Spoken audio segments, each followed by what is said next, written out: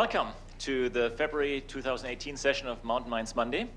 Very excited to have a great crowd here, very expectant about our topic of the night.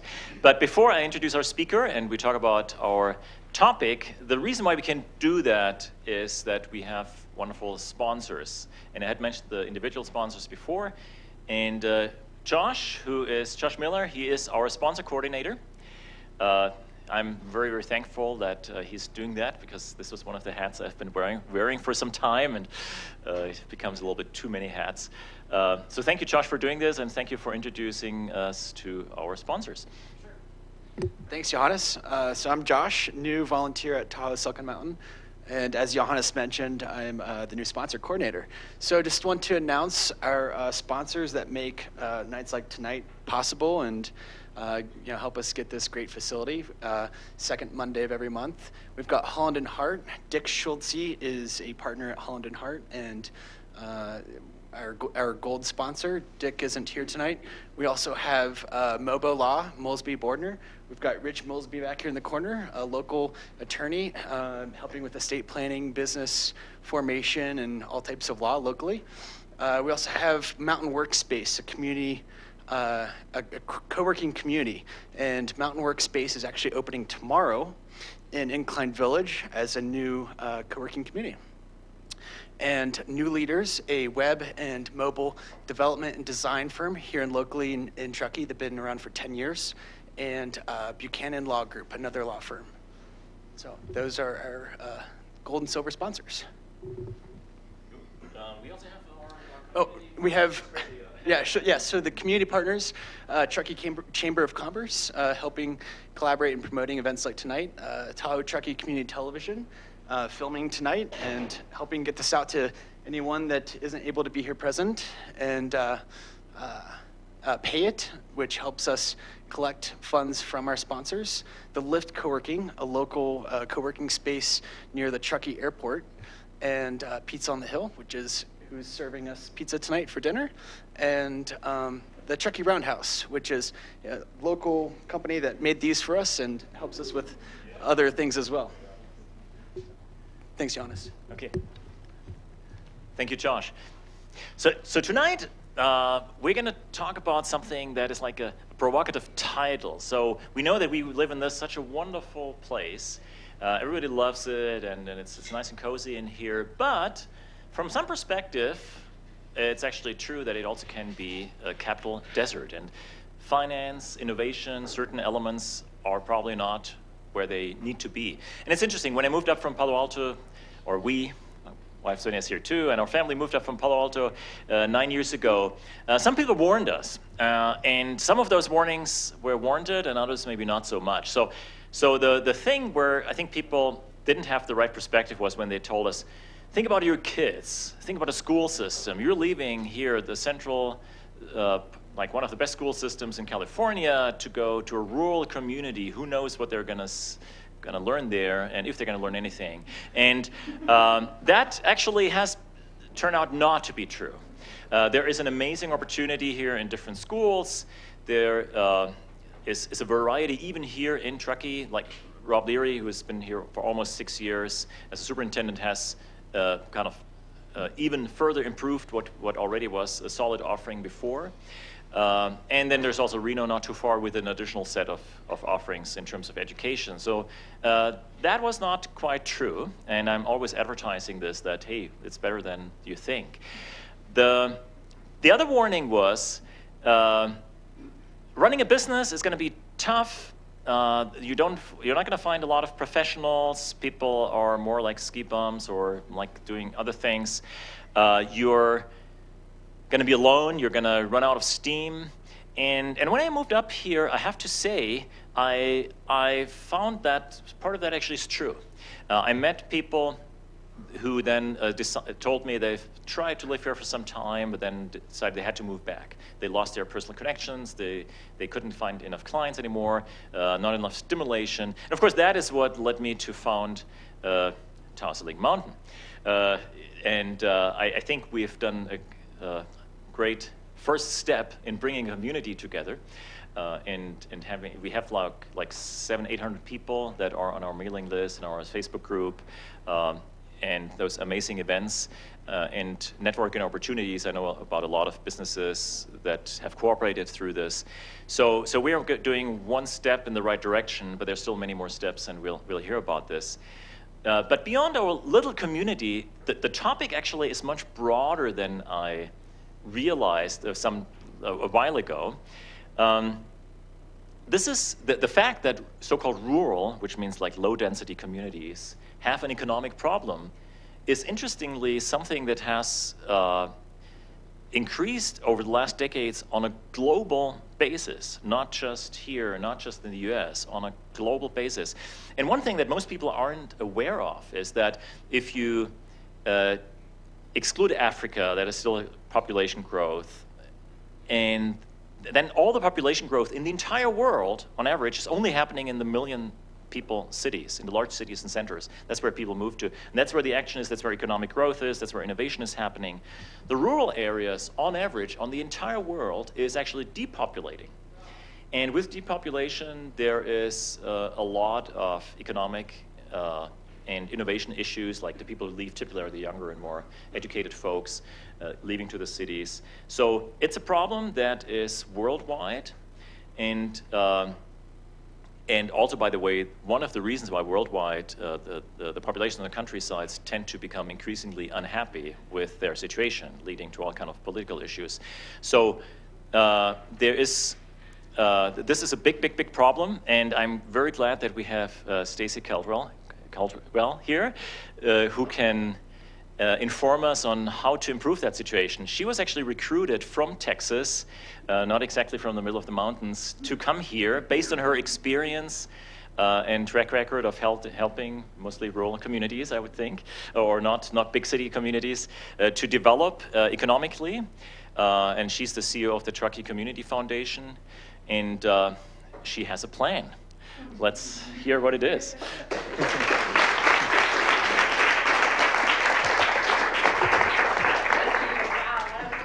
Thank you so much for having me. I'm really pleased to be here tonight, and I wanted to take control of the PowerPoint presentation. And just a couple little pieces. You do have high school students watching tonight. Single-handedly, my family has 2 and a junior high school student, so middle school, yeah. And I'm sure there's many more out there. Just to begin, I was invited to come and share a concept that I've been working on for some time, actually. And while it really deeply informs the strategic plan of our community foundation here in the Tahoe Truckee region, it comes from 20 years of experience in the social sector, in which I served and helped co-found a philanthropic collaborative focused on rural regions in the country. But also with a blend of social venture partners, which is an actually fairly urban concept in which philanthropists take their donations and treat it more like venture capital. And so if you kind of, in my experience, take the rural needs and blend it with this venture capital piece, this is really what this concept is informed by. So this is actually the first time I'm giving this presentation, and I'm delighted. If I hesitate, it's only because I'm still getting it. But as I mentioned, it's many years of really thinking about this stuff.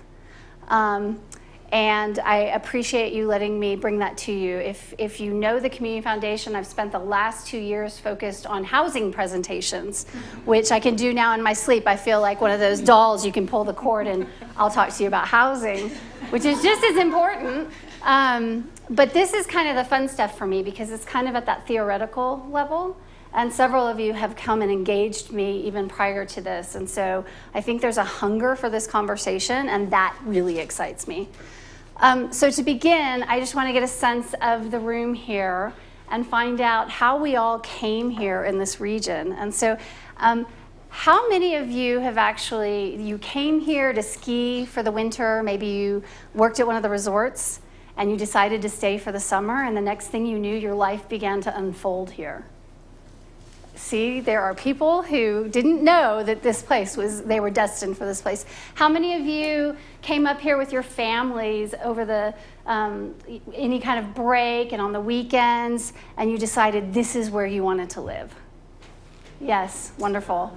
How many of you worked really hard in whatever city and you bought a second home here and now you get to retire here? Yes. Okay, and this is my favorite. How many of you are the rare individuals who can call themselves a native Tahoe Truckee person?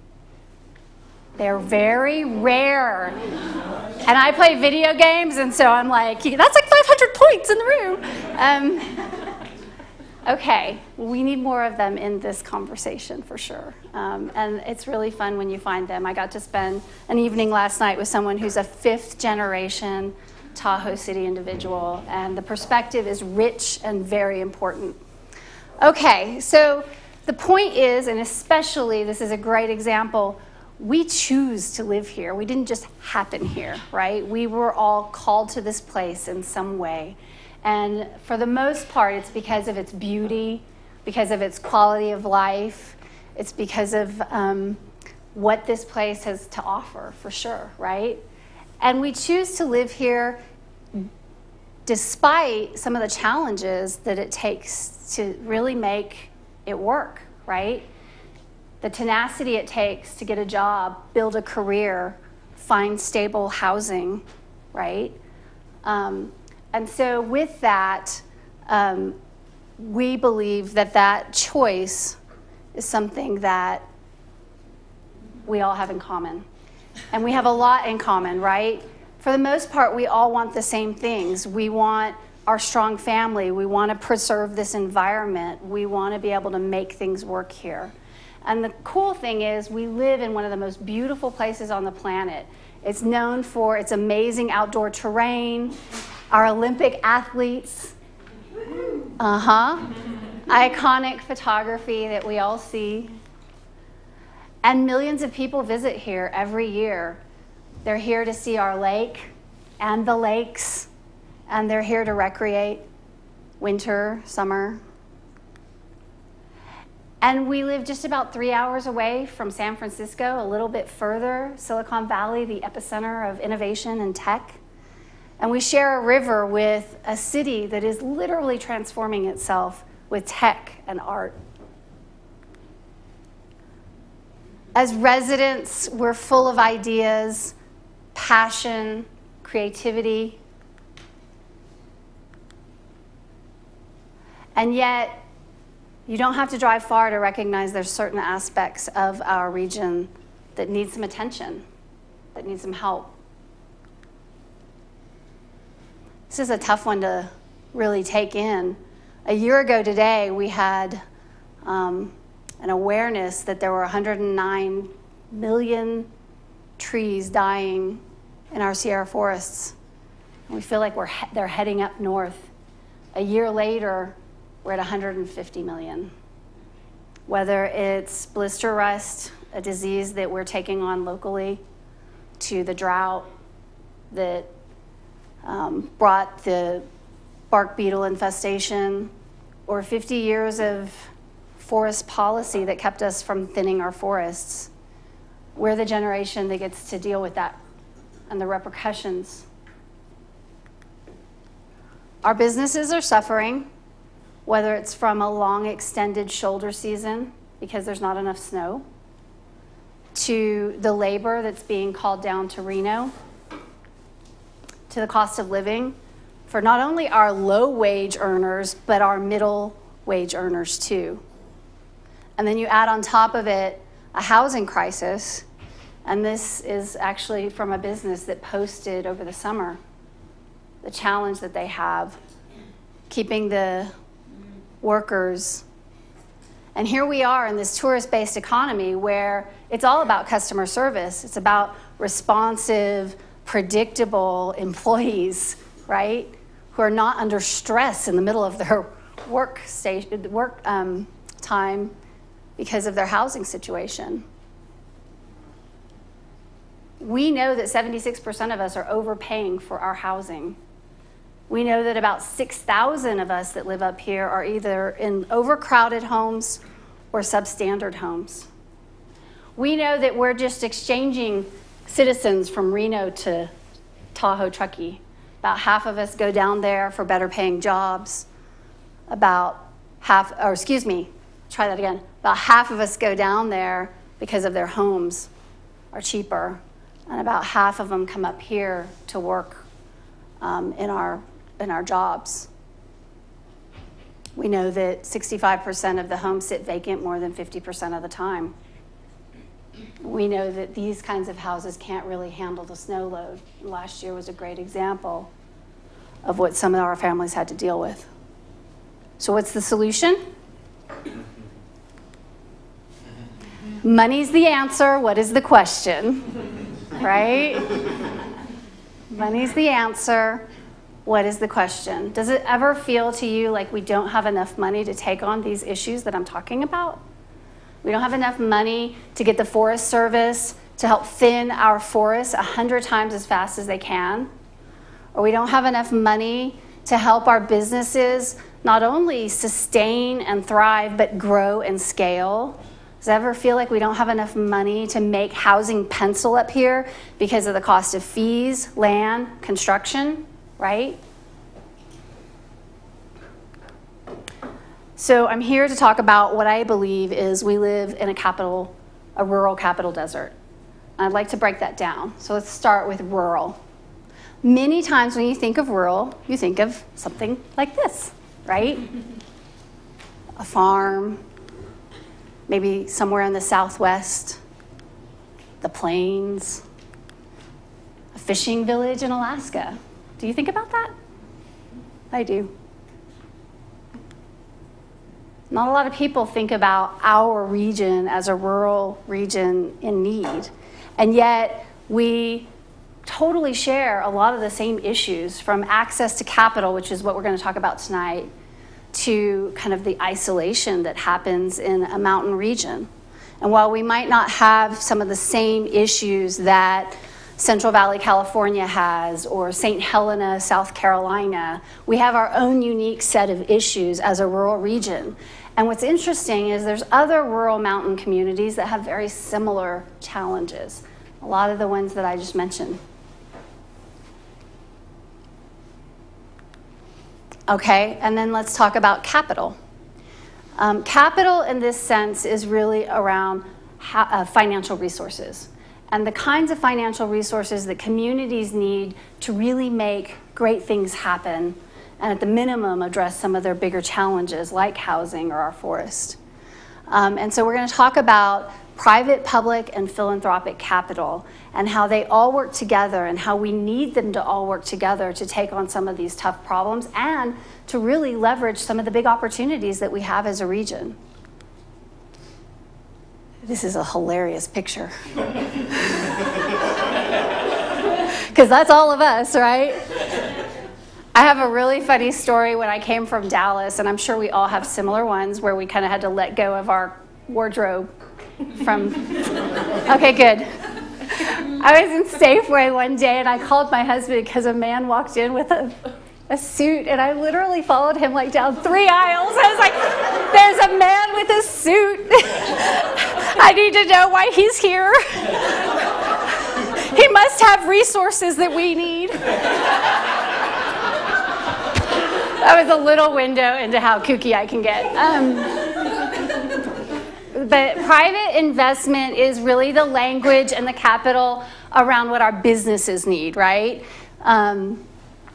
It can come from individuals or institutional investors, and it comes from different sources for different stages of your business. And so, you know, angel investors, venture capitalists, being able to put money at different stages within your business, from seed funding and catalytic funding to mezzanine funding to public offerings and loans and equity and debt and all of these things. You know, not every business here wants to IPO. You're not going to have a direct public offering, right? But not every business needs bridge funding to get through a shoulder season, right? So we need to start learning the language and the sources of the types of capital that we need as a business community and be able to access those through the right types of investors. Public funding, which primarily comes from our taxes, fees, and assessments at the state, federal, and local level, primarily pay for basic needs of society, from our schools to water infrastructure to our roads. And yet the vast majority of our public funds are skewed to urban areas. And you might say it's because urban areas have more people and so more money needs to flow there. Okay, I'll give you that. But the problem is, in our rural regions, we can't seem to make the case for the public funding because either we have too low of a number of cases. So for example, in mental health, we can't get the funds because we just don't have enough sick people, right? We don't have enough people who need it. So we have to go find more to get more funds. That seems really strange. And a great example that we encountered this last year as we worked on the Mountain Housing Council, and you've heard this story, Morgan, a bunch of times, is I get on the phone with HUD, and that's Housing and Urban Development. How interesting, Housing and Urban Development, right? And they are the source for so much of our money associated with housing. And I'm talking to them about our recent needs assessment that we did in this community around housing. And after I break the whole thing down, the woman on the phone says, you finally look good on paper. And I said, well, what do you mean? And she said, well, when I look at your region, you've got 33,000 homes and 32,000 people, so it appears you have 1,000 home surplus for your region. And I was like, well, you understand this concept of mountain tourist-based economy and second homeowners, which we love, by the way. She said, well, and I said, because there's got to be more of us out there. I know there's more of us out there because I talked to them. And she said, well, you wouldn't believe how decentralized intelligence is here. And that's why I was like, well, maybe I would. Yeah, everything's going to be cut, isn't it? And the other aspect of this is USDA, our biggest ally and advocate in rural funding, is really skewed to agriculture. And it has been for a long time. And so while there's an opportunity here, right? There's an opportunity. And the way the funds flow from these public funders are through grants, loans, investments, tax abatements, social impact, pay for excess contracts. A lot of different ways, just like in private capital, that we need to get more sophisticated in the way we're triggering the dollars for our region. And then there's philanthropic giving, which is kind of the third leg of the funding stool, in my opinion. Philanthropic dollars are really what fills in the gap where the public and private dollars can't reach. So think of homelessness, think of hunger relief, think of taking care of our animals, protecting our environment. These are the kinds of things that individuals will tend to give to in the nonprofit sector, as we call it, right? And from an institutional standpoint, the kinds of organizations that fall under this category are typically foundations. And these foundations are corporate foundations like a Kellogg and a Hewlett. Those are two national foundations you may have heard of. We also have family foundations like the Gates Foundation, Rockefeller Foundation, Carnegie Foundation. They all have their individual kind of areas of passion and mission. And then you have local foundations, and the Community Foundation is one of a handful, Excellence in Education Foundation. And together we really try and address our local needs in that third space. And the way that we do that is through traditional grant making. We also can do mission-related and program-related investments. We can have social venture funds. We can impact invest, which was on a prior, under the private investment side. And impact investing really represents this kind of triple bottom line investing where you're not looking for the highest return, but you're looking at profit and then some kind of ROI in social and environmental. And then we have other ways that we can make things happen beyond money, from capacity building to volunteering. And then there's new platforms for capital. while still some in the experimental stage, you know, there's really no silver bullet, but to me it's very promising to have new ways of integrating capital into our communities. And so some of the ones you might be familiar with that we're all still kind of learning about. And it was so funny because on the YouTube or whatever was out there, it said Stacy Caldwell, it said blockchain financing, and I was like, whoa, whoa, whoa, whoa, whoa. That's what Connie's for. I was like, oh my God. But we do know that that's out there, and dollars are flowing into communities this way. And so it's important and imperative for us to really figure this out.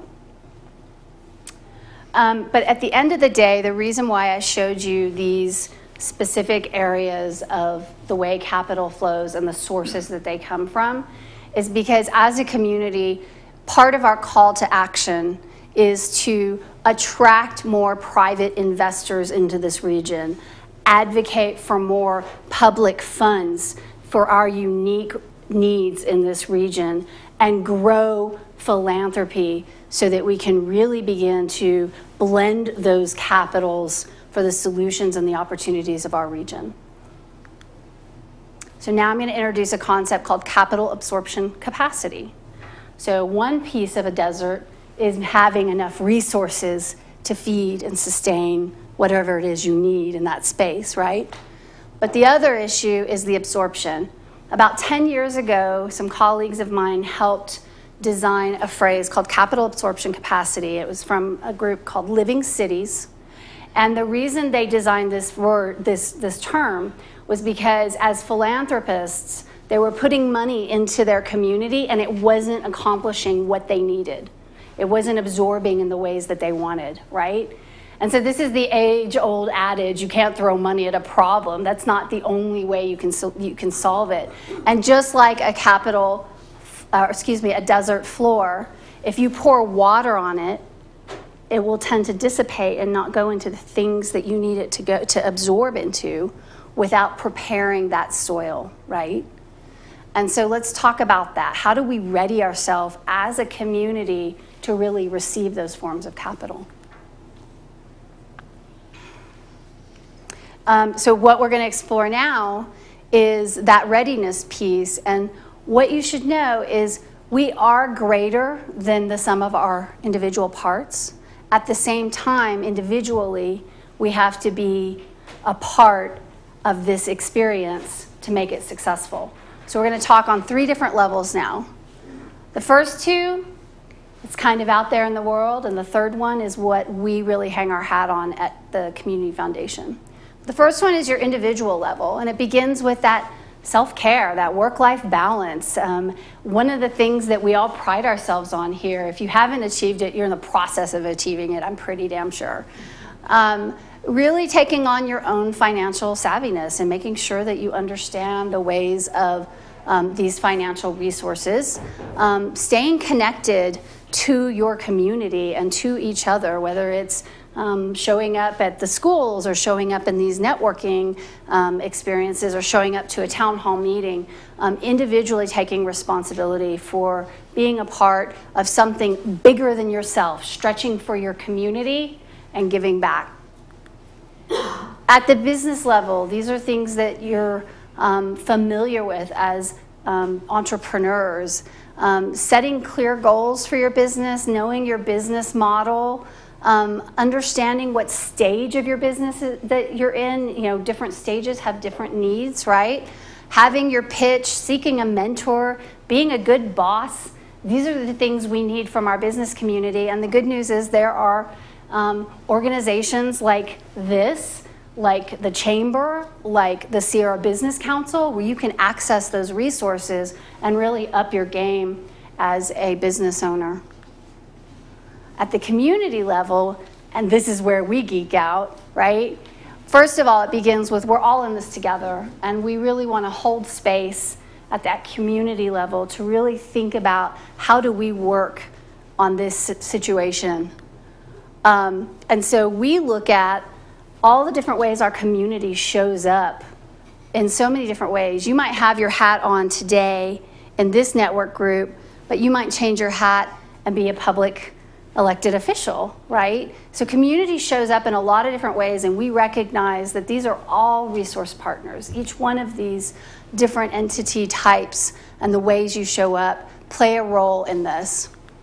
And the toolkit that we work from at the Community Foundation is really first based on grounding ourselves in what's happening in the community.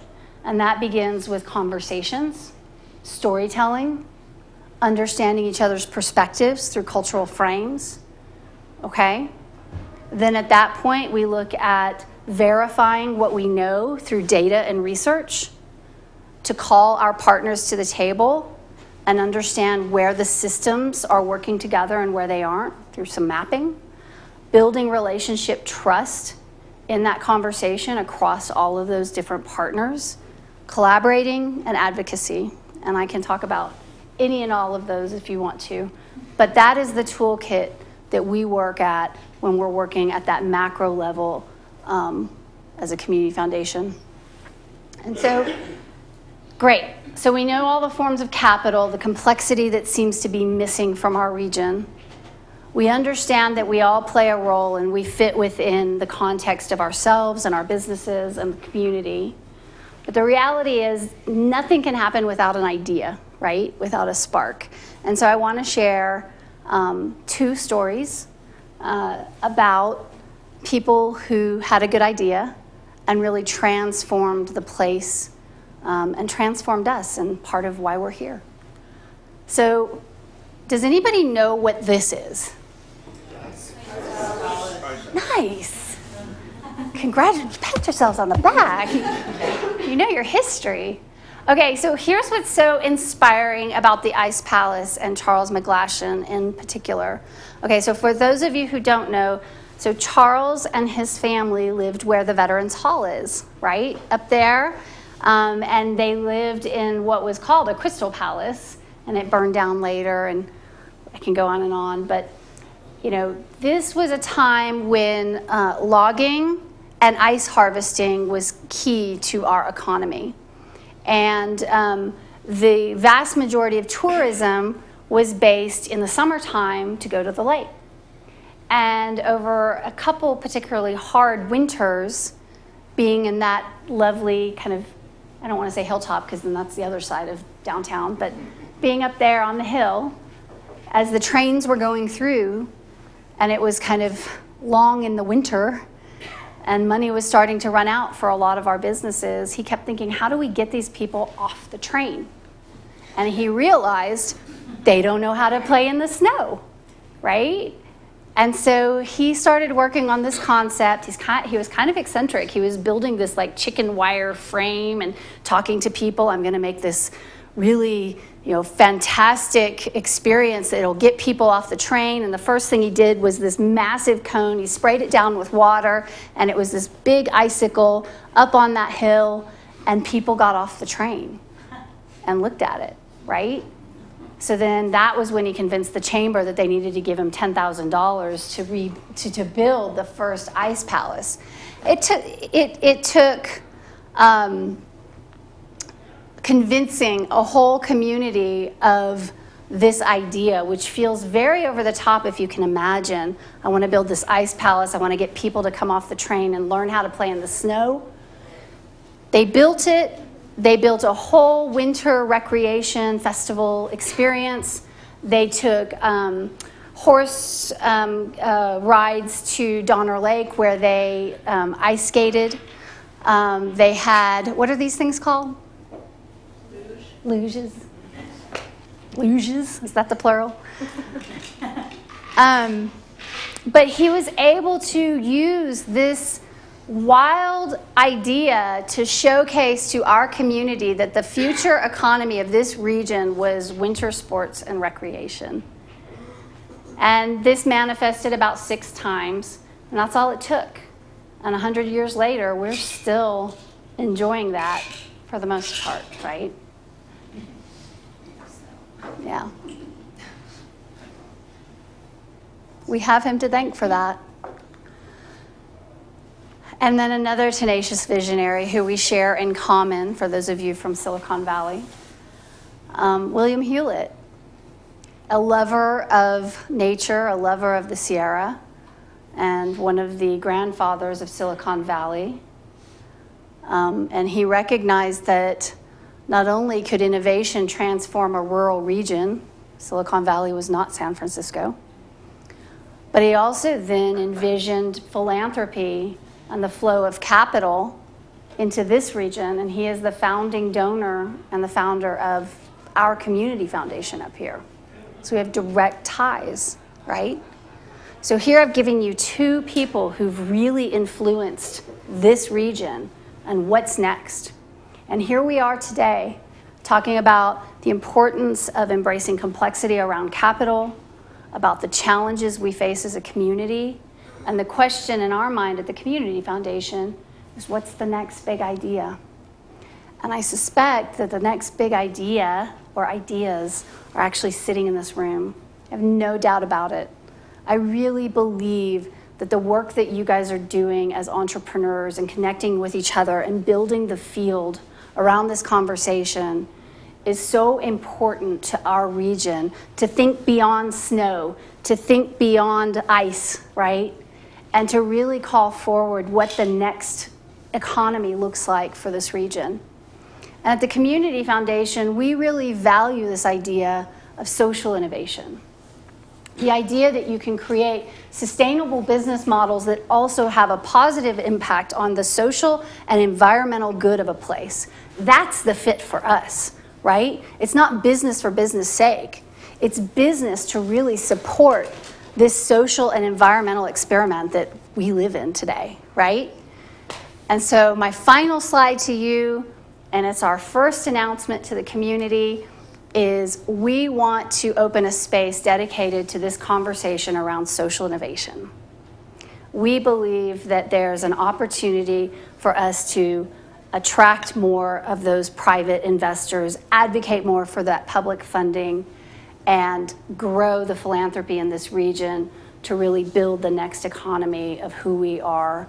And we invite you, I look forward to working with your organizers, Rachel, and anybody else who wants to engage in this social innovation piece. We're not here to do it as the Community Foundation. We're here to help facilitate it and make sure that we play a piece of that role in nurturing the field building that you guys are doing and making sure that people know what's happening so that it can be cultivated.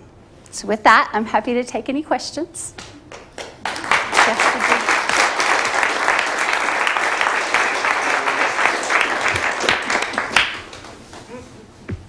Please don't be quiet. Yes.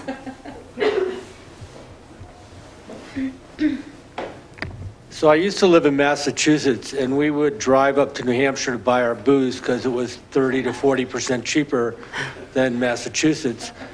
Don't we have the same problem here, that you can go down to Nevada and have a business environment that is so much easier and cheaper, and I don't know how you deal with that challenge. Mm-hmm. Everything is against us up here. Mm-hmm. Well, I think first is just continuing to see opportunity in the community that is around you. I do believe that there are new ways that ownership is becoming more cooperative. Shared economy is another opportunity for us to really kind of rethink the way that we use the existing resources available. And I'm not kind of avoiding the fact that it is incredibly complex here.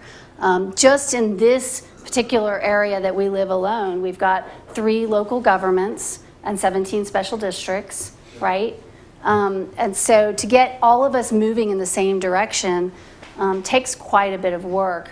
But I think this region is worth it for us to be up to that challenge. And so I appreciate that, and yet to me it's kind of a non-negotiable. Here we are, right?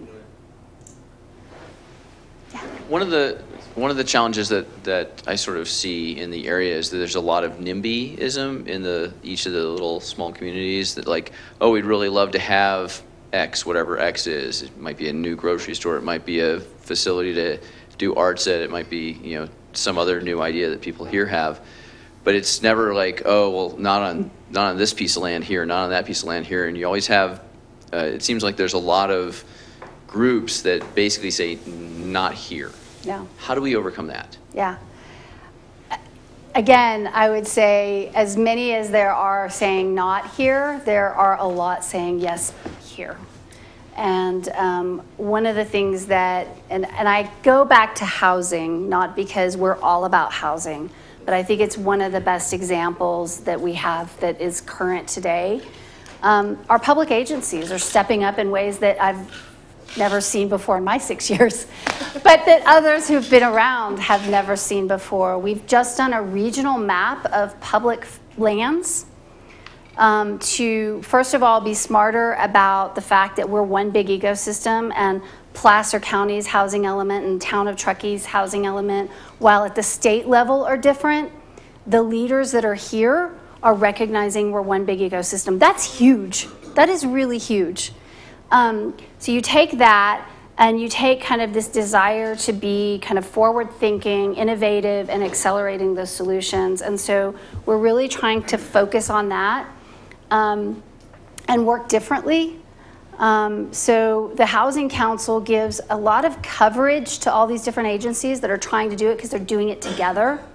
And so it allows them to have agendas that they build with their elected officials, and their elected officials feel like the community has their back when they make decisions around things that can be difficult, right?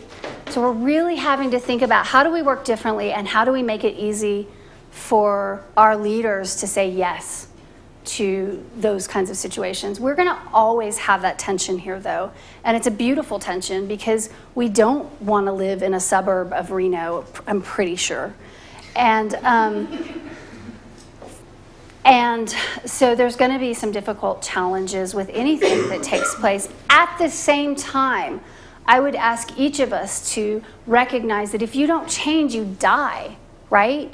If you don't evolve, then things disintegrate and they will turn to dust into our beautiful lakes, right? So we have to reinvest, we have to rethink, and we have to make space for the people who are here and for the people who are coming here, because if we don't, then it just becomes more and more difficult to address issues like transportation and the infrastructure that we need. And so as leaders, I think it's imperative for us to just kind of meet that resistance with the ability to really understand where it comes from, try and address those fears, and try and get the community to recognize that this evolution needs to be connected to our core values of who we are, right?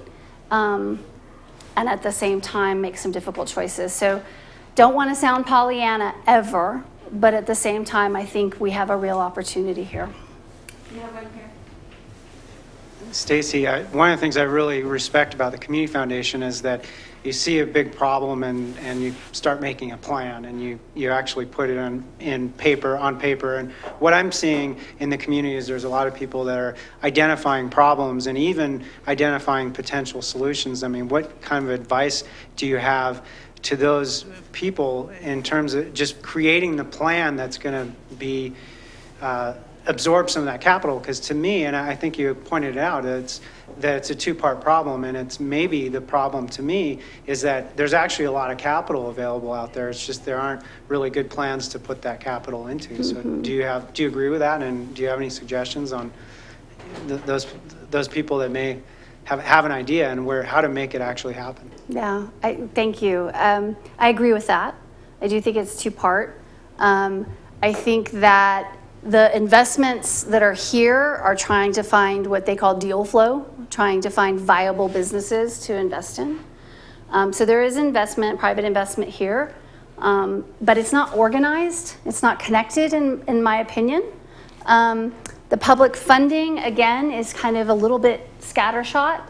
And then the philanthropy as well is not really organized and kind of working in unison with these other forms of capital. So I agree with that. And as far as what to do about it, I think there's many conversations, but it really begins with a well-networked community. to know who to pick up the phone and talk to if an opportunity arises or a challenge arises. And so the more we build that interconnected community across networks like this and others, then we're one step closer to really being able to kind of listen for the opportunities and then advocate for our unique challenges, which are really unique up here. Does that answer your question? Okay. Yes. I've been thinking about analogies, like where do we have the situation where there's a certain place that has like something beautiful going for it, but then it's very expensive compared to the surroundings and so on. And finally, what came to my mind is Switzerland as an example. Of course, I'm a Swiss citizen too, so that may kind of impact that comes to mind. impact that. But the fact is that Switzerland is very expensive, like a lot more expensive than all the countries around, one of the most expensive countries in the world, but is economically super successful, where it attracts a lot of investment. The median wealth of a Swiss adult is about 5 times that of a US adult, just to put it in perspective. And I think one of the reasons why this is possible is because it is very business friendly in the sense of quick, a lot of economic freedom, and it combines that with a very safe and an environment, a beautiful nature, which is things that we have too. So what that tells me is that if you can have this kind of welcoming environment where there's not a lot of red tape, things can move quickly, you can actually make up for a lot of cost disadvantages. So speed and ease of doing business can be a huge factor. It has worked there for decades. So I know that is something very hard because California in general, that we're part of, is not on that, not great on that spectrum. But probably there's a way of thinking about like how could this be different locally, where we're kind of making things as easy and quick and smooth as possible on a local level. Any ideas in the room of what could be done? Morgan? People, yeah. Do you want the mic? Okay. So what's your plan? I don't know, Stacy, want to take out first? Well, I think Rob, kind of, you mentioned when we were looking at the public funding slide, public funds drying up. So I think we have the combination, and in your, I think it was in your introduction, reflecting on urban areas being centers for innovation. In my experience, rural areas actually are rich in cultural context and necessity, which we all know, right, is the beginning of innovation. It's the mother of invention, but I'm going to take it to innovation. So this combination that we're facing of, I think, the natural ability for rural regions to collaborate because of the necessity that we face and to innovate on what we have, and the challenges ahead of us on funding from the outside is really going to force us to think in more nimble, creative, innovative ways on how we get together. And the reality is it can't happen if we're not in communion with each other, if we're not a community together, able to, speak from those cultural frames I spoke of, not only representing your own need, but recognizing your neighbor's need and your colleagues' need and your teacher's need and your firefighters' need and the students', right? And so the more we kind of own that, you build that relationship trust piece, which I believe is kind of the strength of our Mountain Housing Council. We're kind of like past the toddler stage, kind of about to graduate elementary school, and we're about to be in middle school together as far as the way we're growing up as a Mountain Housing Council, because the relationship trust is getting to a place where we can kind of pick up the phone and go, why isn't this working? Help me explain. And then the person on the other end, of some major bureaucracy explains it, and you go, oh, okay. All right, well then can we think differently about it? Can we take it a different direction? Can we avoid the lawyers? No, we never can, but but I I think when you have that relationship trust and the necessity that's kind of pushing you to force that, I think 10 years from now is going to look a lot different, and it's because of our responsiveness to that. So. Lawyers spell sponsors. I think a lot of the problem is self-imposed, frankly. I mean, I've built 2 houses up here, and I can tell you it is a nightmare. Yeah. And until you shoot the government, not the lawyers, shoot the government, it won't get any better. We have to deal with the County Planning Commission. We have to deal with TRPA if we're over on the basin. We got to deal with the town of Truckee. It's a crazy. It takes years to do anything, and years means money in building. Yeah, I know. I know. And that means I wouldn't invest money to build here because you just can't make money at it unless it's the very high end. So you got to fix that. Well, and you also have to fix the making the money piece of it too. And so that's the impact investment piece that I'm talking about, is looking for investors that are willing to kind of look at kind of across that spectrum of, and I'm not saying to sacrifice, I'm saying take a lower return for the benefit of the community and the environment. But to your point, which I think is exactly what you were saying, time is money, and the longer these processes take, the more expensive it becomes to the people who are trying to get it done. And the people who are trying to get it done and the people who are trying to do their processes are both trying to do good. They're just kind of working against each other right now. And so on the housing topic piece, I would say that's a very active and live conversation right now that I'm happy to engage in another format. But I think that housing translates across all these spectrums of our region.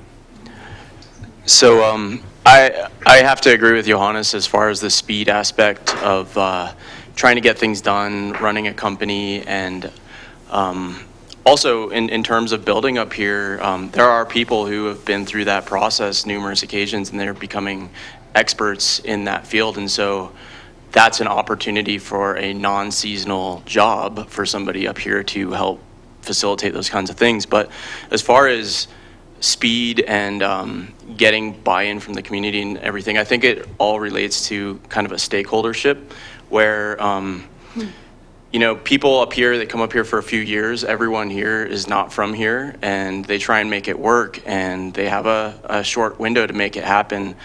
And so they're all kind of in this I need to do it now phase.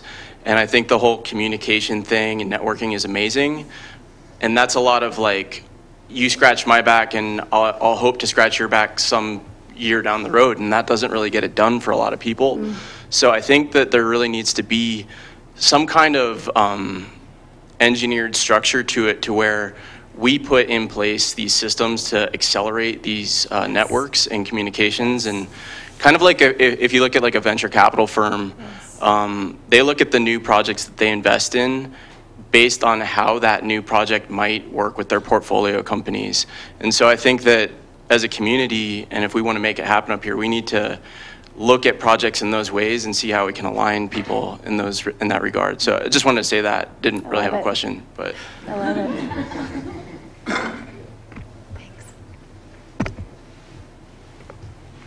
I think that my question sort of dovetails into what this gentleman was saying, is that to come to the personal capital in the community, and that how do we build structures where we can connect that vast half of the stock, the housing stock in our community that is not owner occupied, that might be Airbnb, that those folks become rooted and connected here.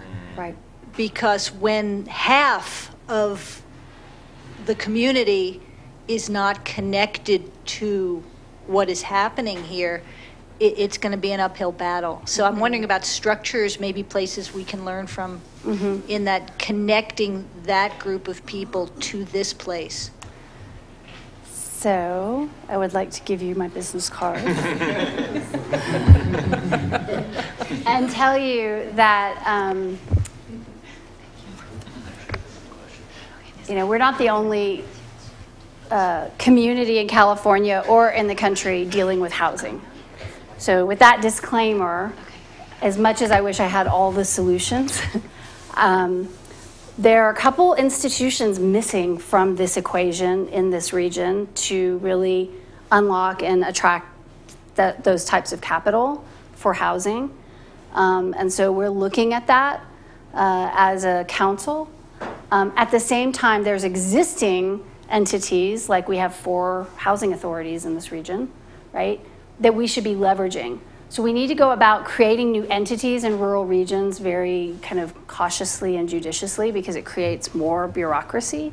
At the same time, we recognize that there's some institutional players that are not up here. So that's kind of in the capital attraction piece.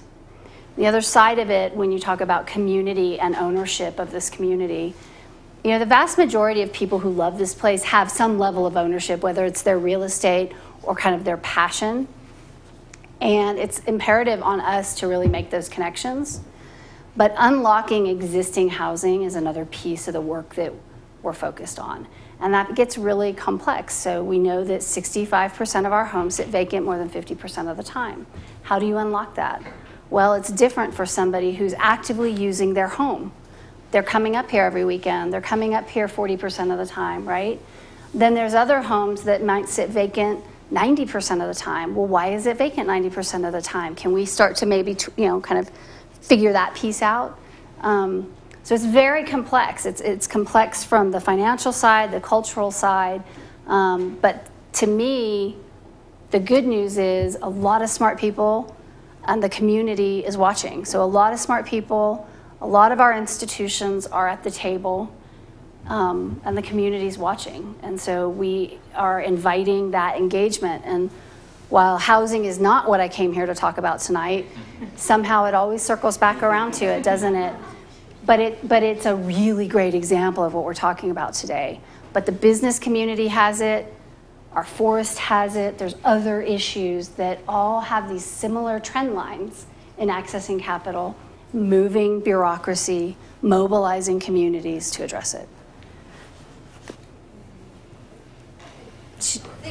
Go on.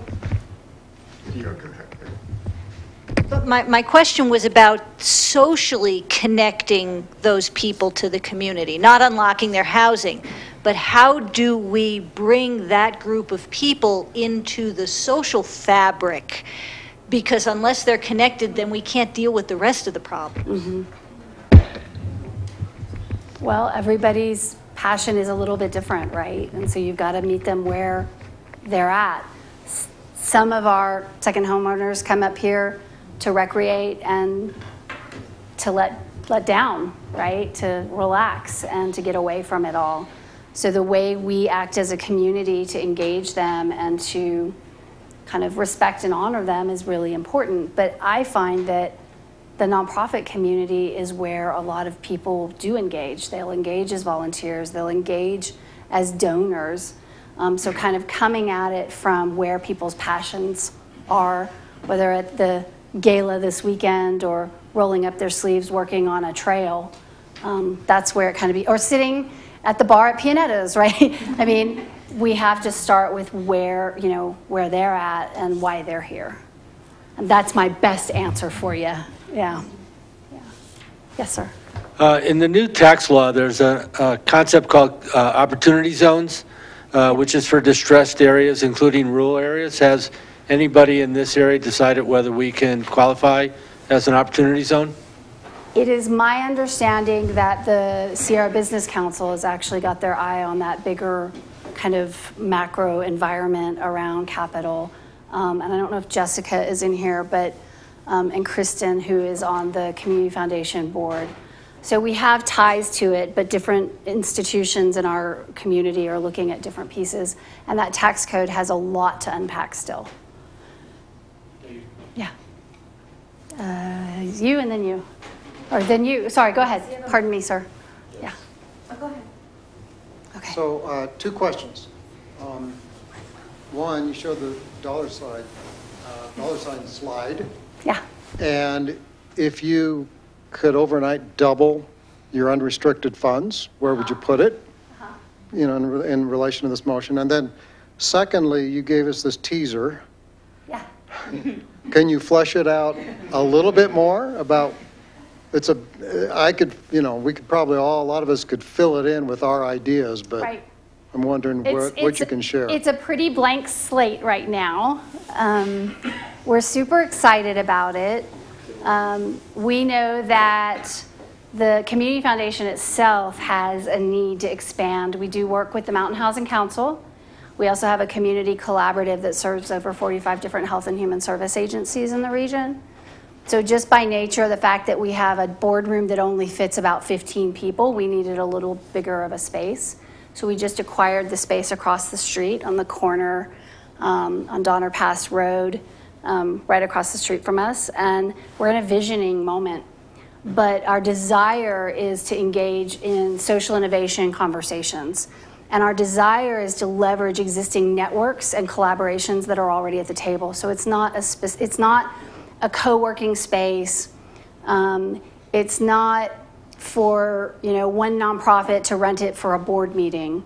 It's about bringing together collective people in the community to have that higher level conversation.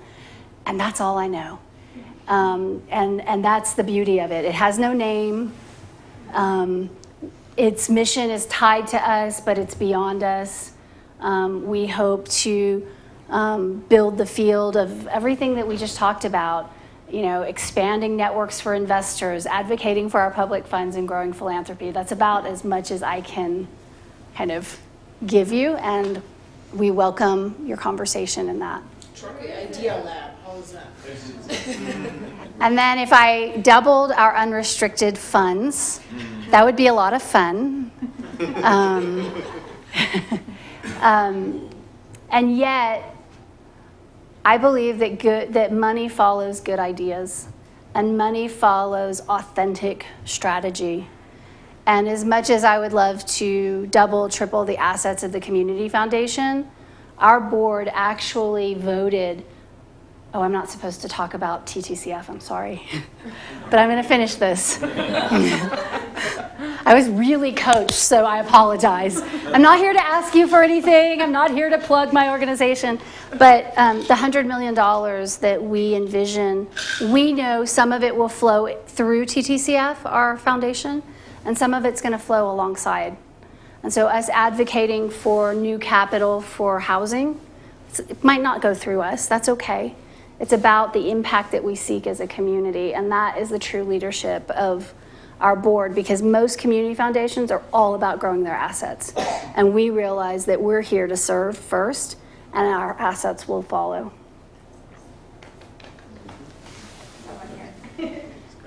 Stacy, I look around the room and I'm feeling really warm and fuzzy.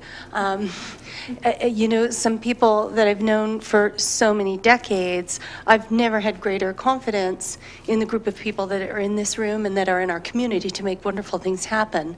But as I hear you talking about, what needs to happen in order for us to make change, some of these problems have never been solved in thousands of years of government. Mm-hmm. And I'm left wondering, okay, after tonight, what's in it for me? From the standpoint of what real action can be taken today by any of us here? Or are we all to leave here and just go, great, they are handling it. It's going to get fixed. Does anybody have an answer to that they would like to jump in on? Yeah, Morgan. Great question. I'm going to stand up here. Please. Guest answering question. How many people here went to one of the Business Speaks meetings a few weeks ago? Awesome. Awesome. Yes. Help pay for it. What did you guys think? They were pretty cool, right? Yeah.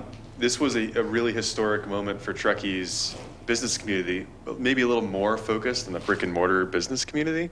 But I think one of the best things that people in this room can do is to continue to build bridges between this community and the brick and mortar physical businesses. We have a Chamber of Commerce that would love to serve the people in this room if only we knew how. Yeah. We have collective problems that we face around attracting talent and resources and balancing that.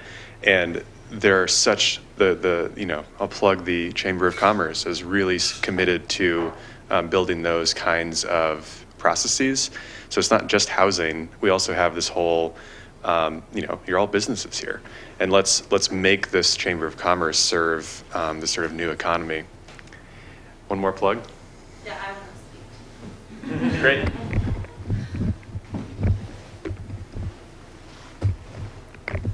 So this is speaking to your question about they handling it. We are offering for the 4th year a board training series. So a big problem in our nonprofit community is that there's not enough board members. And the board members who do serve nonprofits serve a lot of them and become exhausted. So if you would like to have a direct impact in your community, you can come to our new space, which I don't know, are we saying the location? I think I just did. Oh. No, you didn't. Scott Keith did. It's near our office. Yeah, it's across the street. It's across the street, next to Start House. And it's not open yet, by the way. It just got its floors today. It's near the Start House. It's on the corner next to Xander's. Yeah. 11012 Donner Pass Road. It's going to be beautiful, and we're having our board training series there. And again, it's a pay what you can, like the model here. And it's a really great way to learn leadership skills and to get really plugged in with the nonprofits and people in this community who care a lot. And we would love to see you there. So that's one way. That is one way. Thank you, Ashley. All right, going to finish it up with one of the favorite words that Stacy said tonight, and connecting a couple of themes. It was the word tenacity, right?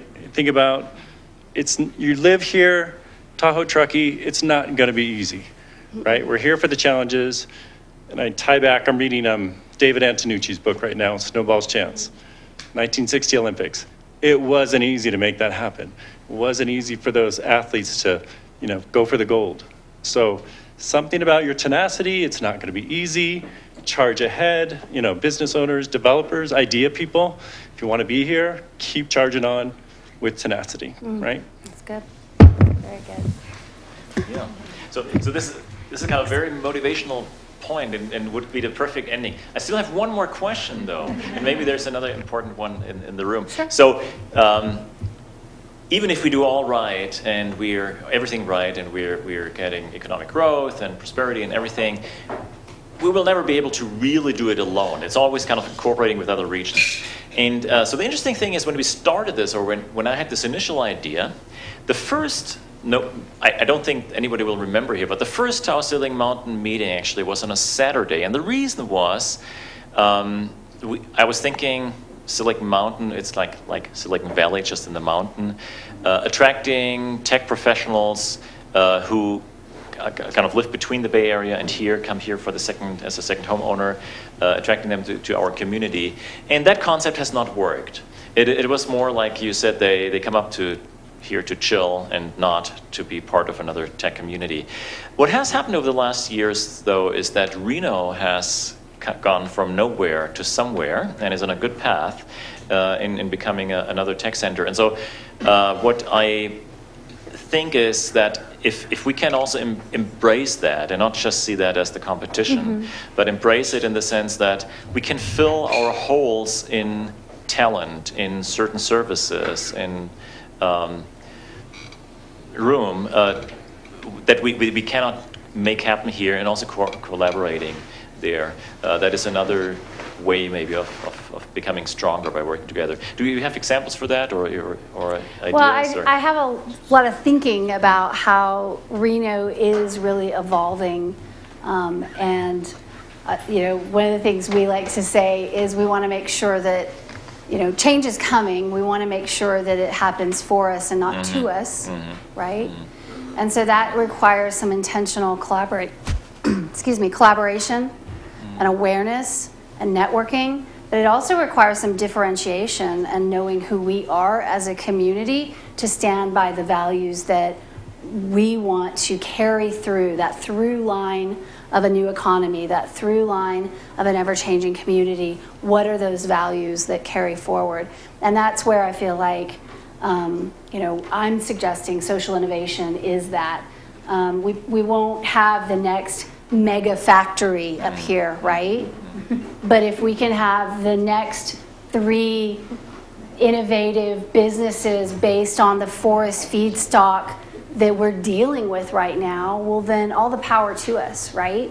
And so we need to look at the natural resources and the values and the way that we are as a community, and make sure that we preserve and differentiate and be in charge and in control of it. And the faster we can start to articulate that and show up into those spaces and be about that, the more people will honor that vision of ours.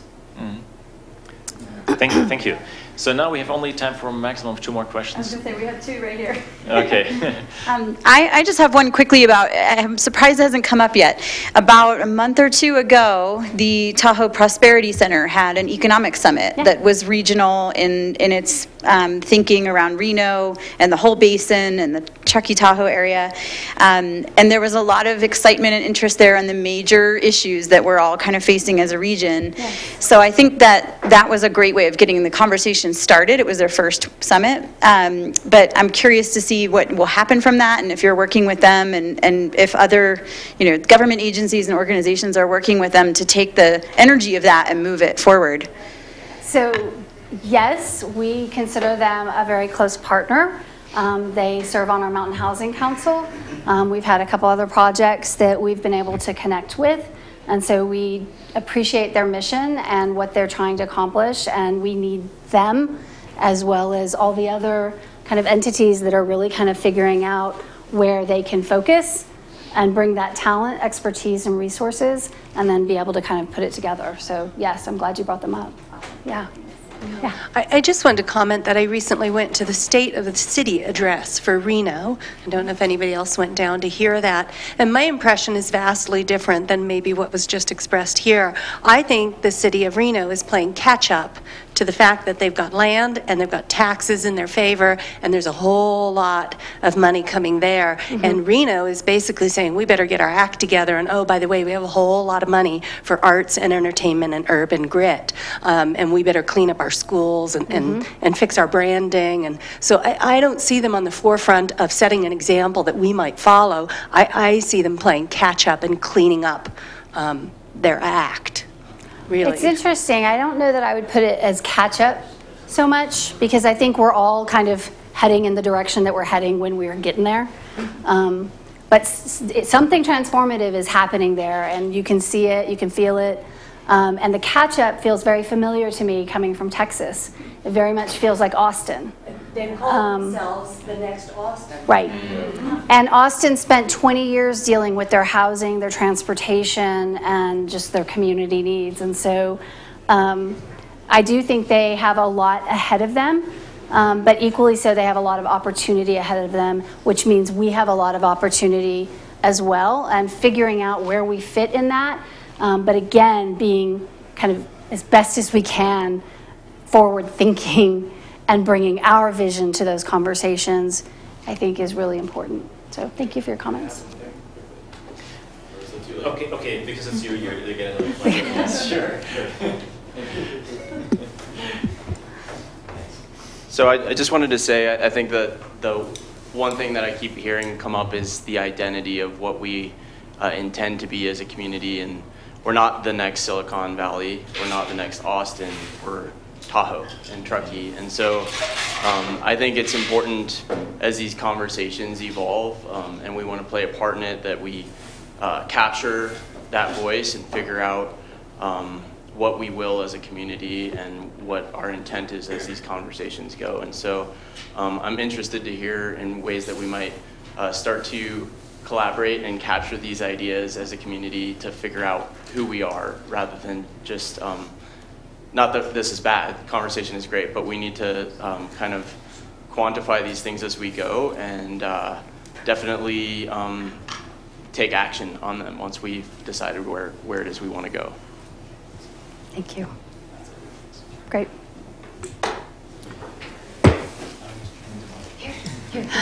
Oh, here's another one. Thank you.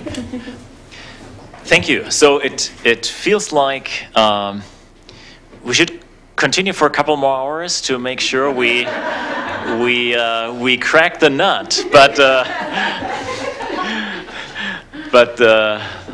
we have been presented a lot of facts, a lot of ideas, a lot of directions, and it's a path that we still have to walk.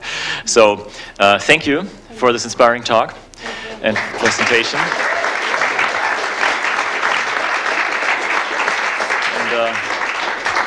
So what it reminds me is actually, thinking back of the early days of Silicon Mountain, we had some kind of ideas. There could be a co-working space, there could be a maker space, there could be more people together, and maybe even something with an online presence. There could be a meeting point for entrepreneurs. Like, a lot of those things actually have happened over the years. So let's not lose sight of the fact that we have taken some steps, and I'm looking forward to taking more. Thank you, everybody.